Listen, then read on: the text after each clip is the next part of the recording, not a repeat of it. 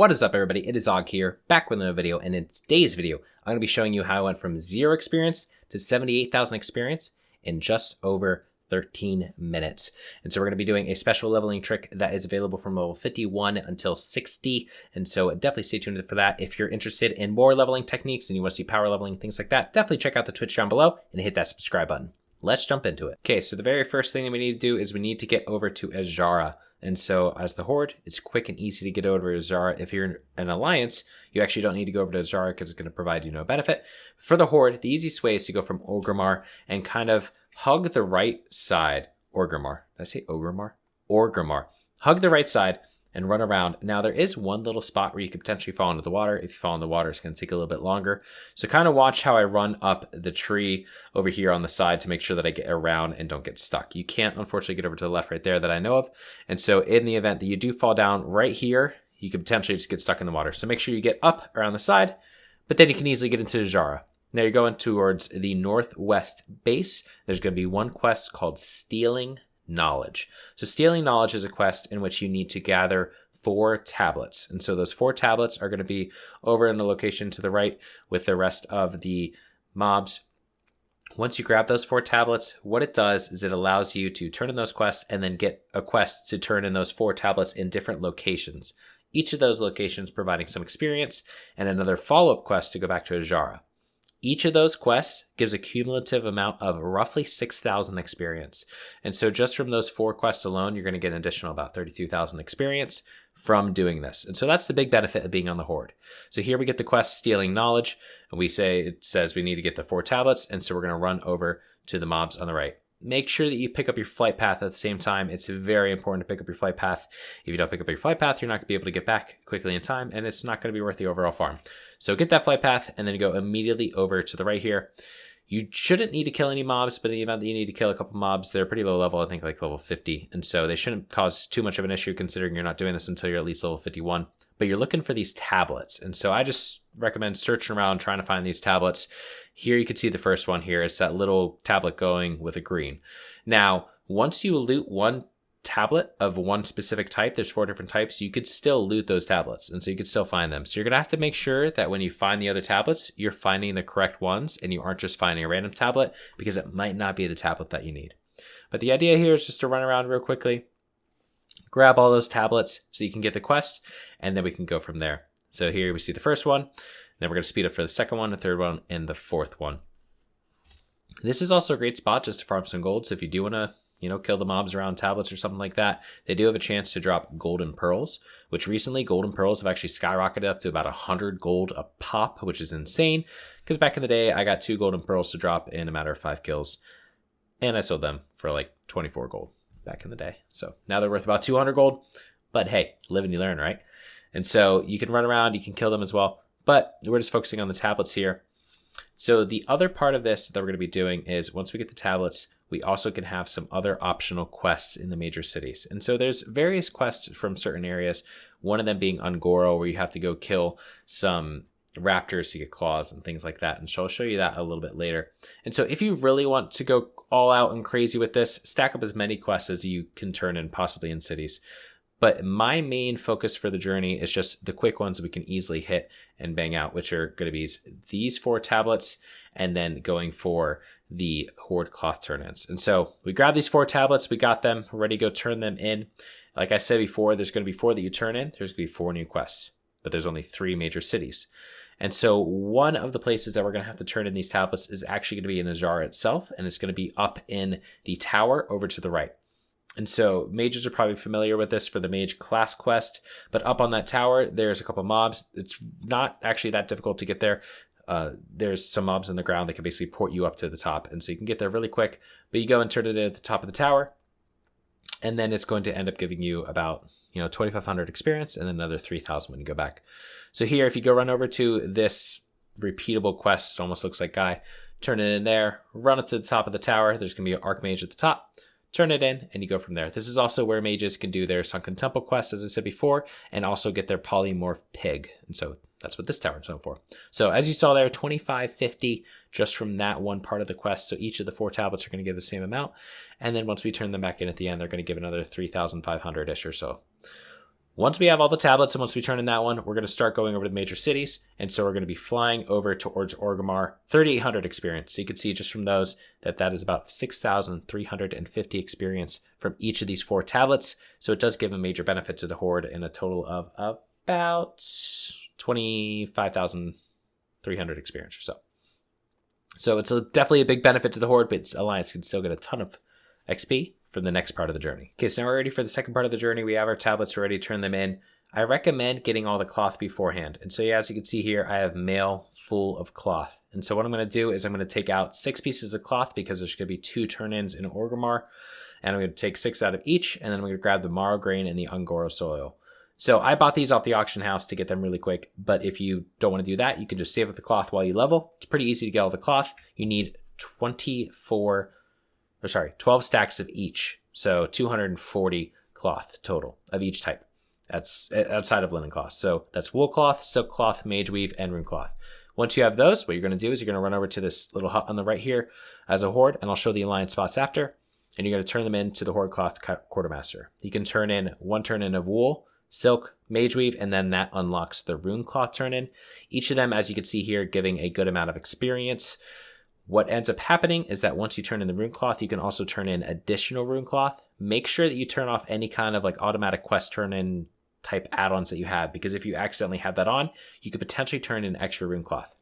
That extra rune cloth is one of the pretty much only ways to speed through reputation grind. And so what a lot of people do is if they want a mount of a different faction, what they will do is they'll get up, I think it's like 850 stacks of rune cloth or something like that, and just go spam that cloth turn in.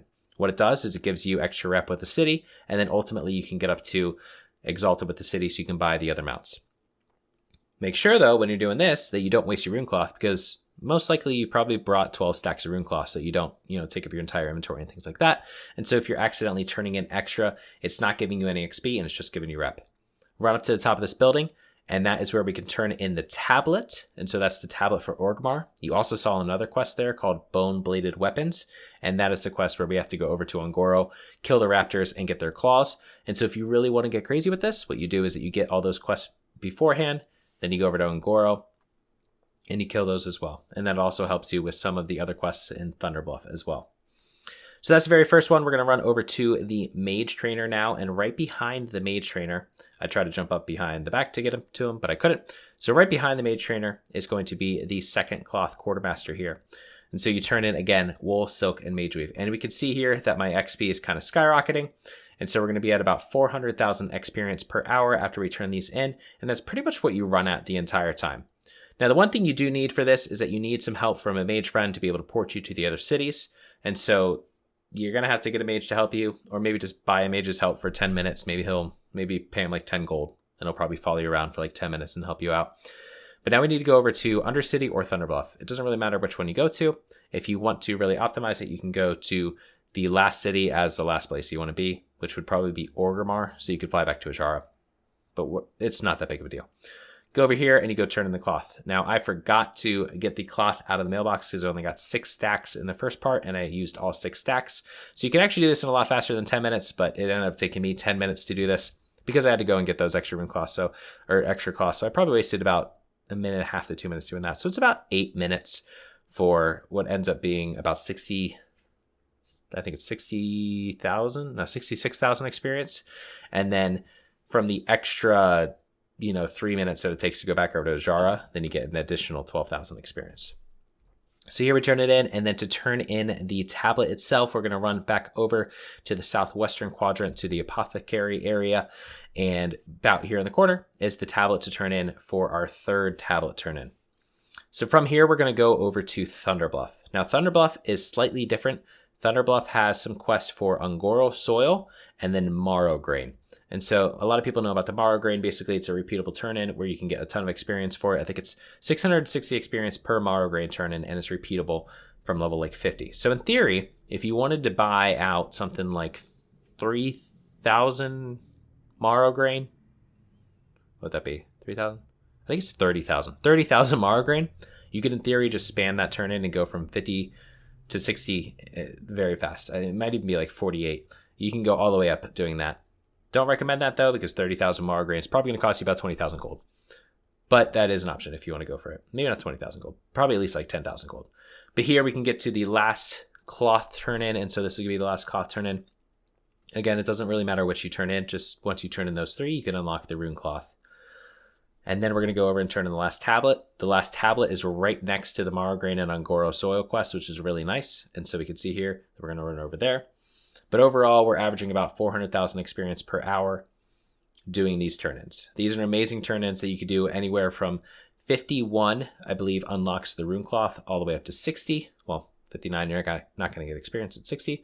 But a lot of people use this to kind of circumvent some more difficult questing. And when you pair the journey with it, anywhere below probably about 55, it really amplifies the amount of experience that you can get.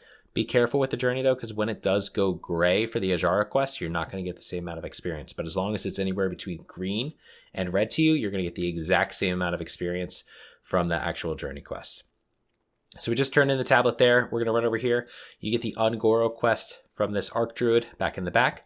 You then run out of the tent and go over to the side on the right as we're facing right now, but the left side of the tent generally, and you turn in the Ungoro Soil, and that unlocks the quest to go and get Marrow Grain. So typically what you have to do is you typically have to use this pouch, which has a 10-minute cooldown, and that pouch consumes Ungoro Soil in order to make an herb. And so sometimes that herb can be Marrow Grain. That's why it's kind of hard to fish up 30,000 Marrow Grain, to make it easy. But, if you want to go for it, go for it. But if you get lucky and you get the Marrow Grain out of that pouch, then you can go ahead and turn in that pouch for 660 XP and I believe some rep as well. And so here we go over to this mob right here, Bashana Rune Totem, and we turn in the Marrow Grain research. Here you can see those packet of seeds and evergreen research that we could turn in. But since we already bought the Marrow Grain in advance, we can automatically just turn it in and we're good to go. So here we have 390,000 experience. That was 66,320 experience gained in roughly 10 minutes. So it is an insane way to skip a tough level range. Maybe you're struggling from 52 to 53 or 51 to 52 or something like that. It can get you nearly half a level just from that. Now as a horde, what we do is we go back over to Ungoro. We're going to fly back out to Ajara, and we're going to go ahead and turn in those tablets for an additional bonus experience at the end. So here we are, we're back out in Ajara. We could see that we could turn in these 3 quests.